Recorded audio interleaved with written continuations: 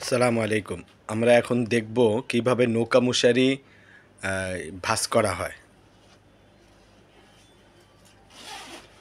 Bag থেকে আমরা এভাবে খুলবো, সাবধানের সহিত খুলবো যাতে করে চেন না লেগে যায়, এবং ব্যাগটা একদিকে রেখে এবার মশারিটা ছেড়ে দিলেই আস্তে আস্তে নিজে নিজেই খুলে যাবে।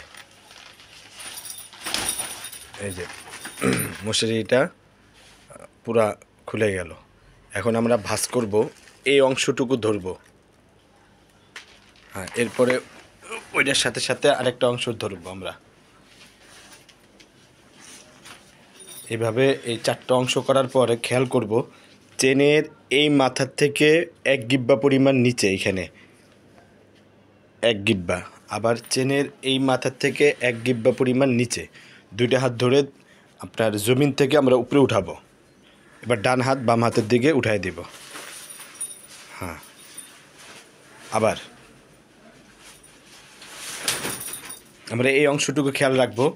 এই এই চেনের এখান থেকে 1 গিব্বা নিচে, ওই চেনের এখান থেকে 1 গিব্বা নিচে করে ডান হাত বাম হাতের দিকে উঠাই দিব। ঠিক এইভাবে একটা গোল চলে আসবে, তো আমরা জমিনেও রেখে দিতে পারি, পা দিয়ে ঠেক দিতে পারি।